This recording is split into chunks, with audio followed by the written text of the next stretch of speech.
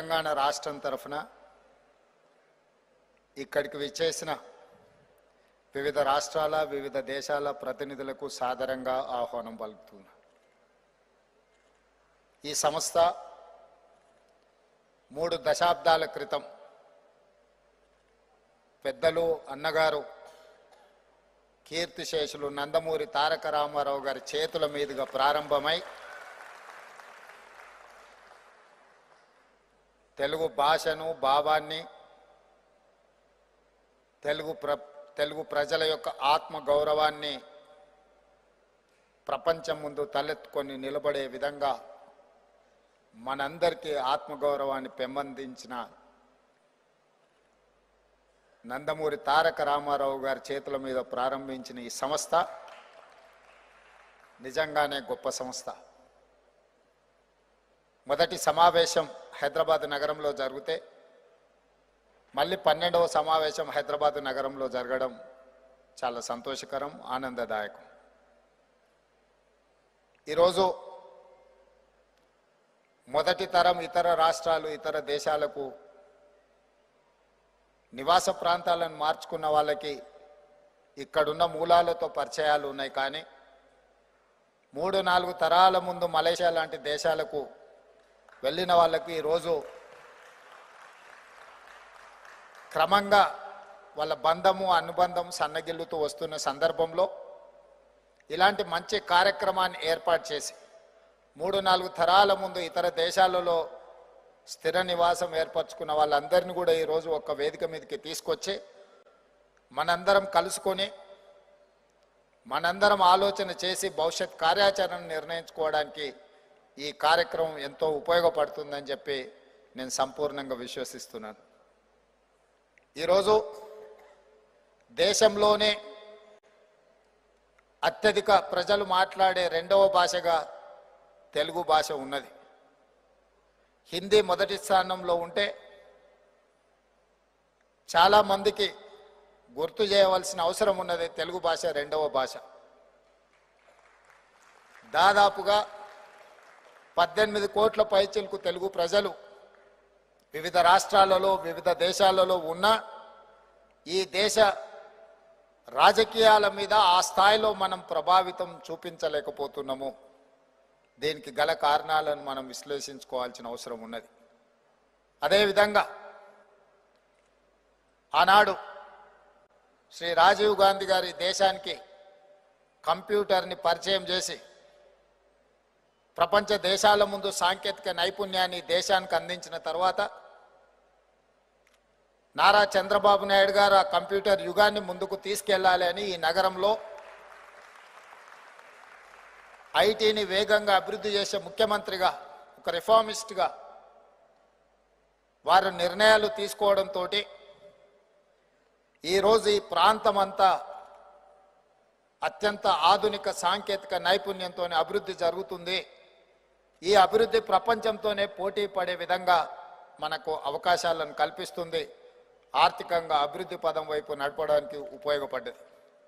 అదేవిధంగా కొనసాగింపుగా వైఎస్ రాజశేఖర రెడ్డి గారు ఔటర్ రింగ్ రోడ్ కావచ్చు, అంతర్జాతీయ ఎయిర్పోర్ట్ కావచ్చు, ఐటీ ఫార్మా ఇండస్ట్రీస్లో ఇన్వెస్ట్మెంట్స్ కావచ్చు, ఇన్ఫ్రాస్ట్రక్చర్ ఇన్వెస్ట్మెంట్స్ కావచ్చు, వీటన్నిటినీ కొనసాగించి ఇంకా వేగంగా ముందుకు తీసుకెళ్లడంతో ఈరోజు హైదరాబాదు తెలంగాణ రాష్ట్ర ఆదాయంలో 65% ఇక్కడి నుంచే ఈ ఆదాయం వస్తుందంటే ఆనాటి ముఖ్యమంత్రులు తీసుకున్న నిర్ణయం. ఇదే కాదు, దేశ రాజకీయాలలో ఆనాడు డాక్టర్ నీలం సంజీవరెడ్డి గారు, పివి నరసింహారావు గారు, నందమూరి తారక రామారావు గారు చూపించిన ప్రభావం, వారు పోషించిన పాత్ర ఆ తర్వాతి తరంలో కాకా వెంకటస్వామి గారు, జైపాల్ రెడ్డి గారు, వెంకయ్య నాయుడు గారు 2వ తరంలో వాళ్ళు జాతీయ రాజకీయాలలో వాళ్ళ ప్రభావాన్ని చూపించారు. 2-3 తరాలకు మధ్యలో చంద్రబాబు నాయుడు గారు, వైఎస్ రాజశేఖర రెడ్డి గారు ప్రభావాన్ని చూపించిన ఈరోజు వెనక్కి తిరిగి చూసుకుంటే జాతీయ రాజకీయాలలో తెలుగు వారి పాత్ర సన్నగిల్లిందని చెప్పి మనం ఈ వేదిక మీద చర్చించుకోవాల్సిన అవసరం ఉన్నది.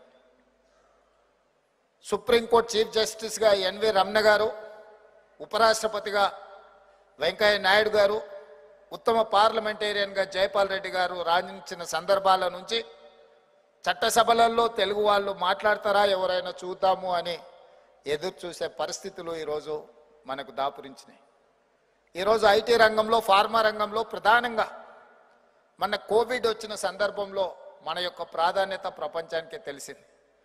ఈరోజు బల్క్ డ్రగ్స్ రంగంలో దేశంలో ఉత్పత్తి అవుతున్న బల్క్ డ్రగ్స్ 35% మన హైదరాబాద్ నగరం నుంచే మన తెలుగు వాళ్ళే ఉత్పత్తి చేస్తున్నారు అంటే ఇది గొప్ప గర్వకారణం మనకందరికీ.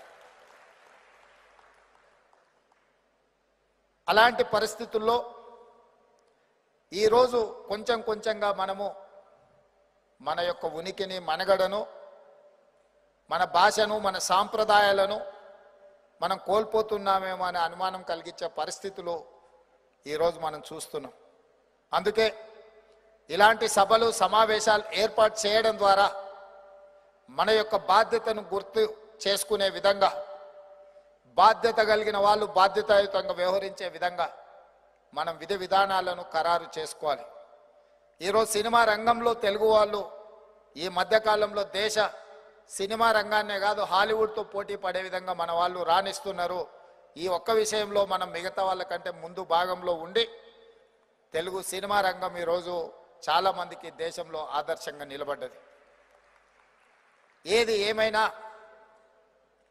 రాజకీయాలు, ఆర్థికపరమైన రంగము, సినీ పరిశ్రమ వీటన్నిట్లలో రాణించాలి అని అంటే మీరు నాలెడ్జ్ కోసం ఏ భాషనైనా నేర్చుకోండి, కానీ మాట్లాడేటప్పుడు మన భాషలోనే మాట్లాడుకోవడం ద్వారా ట్రాన్స్మిషన్ లాస్ తక్కువ ఉంటుందని నేను భావిస్తున్నా.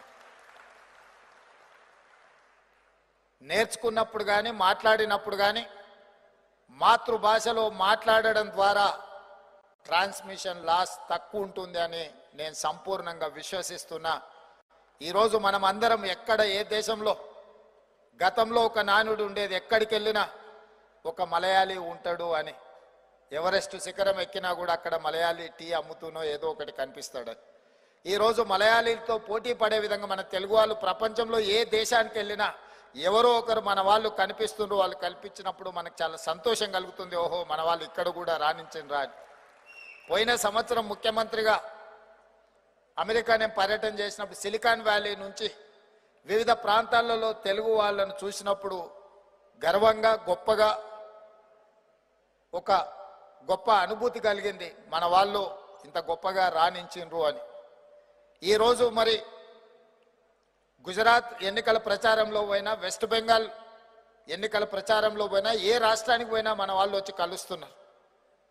మొన్న మహారాష్ట్రలో జరిగిన ఎన్నికల్లో కూడా మీ తెలుగు వాళ్ళు చాలా మంది ఉన్నారు, మీరు ప్రచారానికి రావాలి అని మమ్మల్ని ప్రత్యేకంగా ఆహ్వానించడం జరిగింది.